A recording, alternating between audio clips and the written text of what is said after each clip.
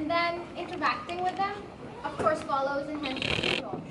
But what's usual with me most of the time, once I start talking with them, is the expression on people's faces. And a few minutes into the conversation, and I can almost see it coming, that question, that something that's bothering them, and it is, and always is, and they will most of the time end up asking me, what's with the accent?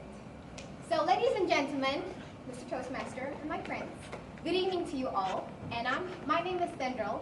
I'm here to tell you my story, to tell you about what's with my accent. So when I first came to Singapore, I was 8 years old, and it was sometime in September, so it was in the middle of the school year, and you can imagine I didn't know anybody, and I get into school, and it was primary 2, and let me tell you, it was awful. I clearly did not fit in.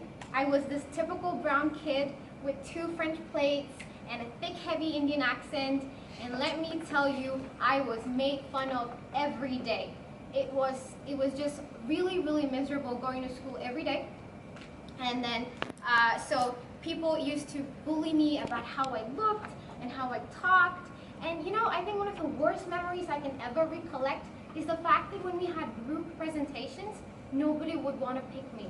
And I would be this one kid alone who didn't have a group, so the teacher just randomly assigned me to a group, and it was just awful. So, that was pretty much my entire primary school. I was this quiet kid. I had so much to say, but never an opportunity to be heard. So that was, years went by, primary school when it just flew past. And then in primary 6, what happened was my father decided to ship me back to India. In a way, it was kind of good because, I didn't have to try so hard to fit in anymore. And, I would be back with my own people kind of thing. So it was all good, I went back, but little did I know that in 1 year's time, my dad decided to bring us back again and start all over again. So you could imagine me thinking, not again, man, first day at school again, being the new girl in class all over again. I was like, no way. But then it had to be done. But the way it was, I came sometime in January, so I had about a month before all the procedure was done. So I had about a solid month before I enrolled in school. And here's what happened. I decided that I cannot let history repeat all over again, right? I cannot afford to be bullied. I cannot afford to come back home crying and feeling miserable about myself every day. So I wanted to do something, and I didn't know what. And just like a prayer answered, my father got me this, wait for it, a dictionary.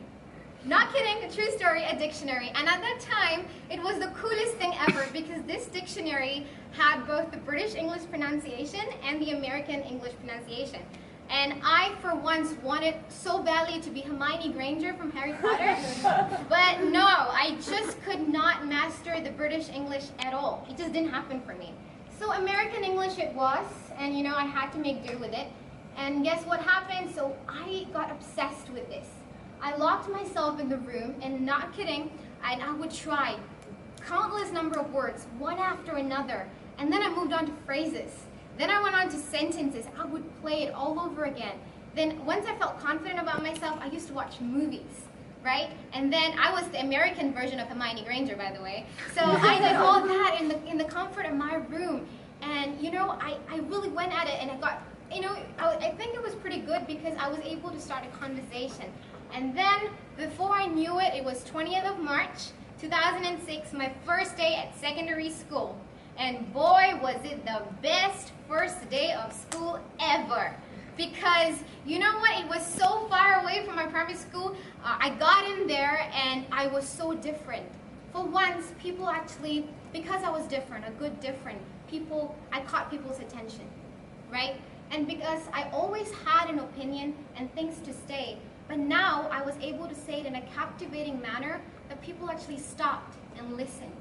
And because of that, that was the time of my life. I made friends easily. The teachers gave me opportunities to MC. I got into student council. And then, it was just amazing. It just took off from there.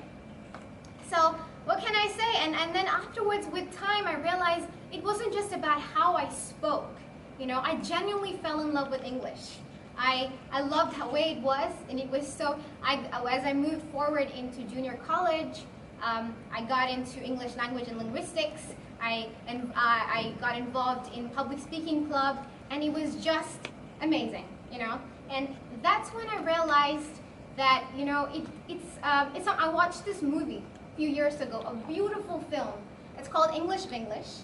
It's about a story about a woman who was disrespected by her own daughter and taken for granted by her own family. And you know what she does? She goes about and does something about it. And in the movie, she says this in her final toast: sometimes you have to help yourself. Nobody can help you better than yourself.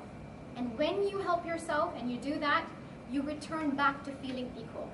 Your life will be beautiful. So ladies and gentlemen, here I stand, right? And I picked up an accent and changed my life. What are you guys gonna do? Thank you.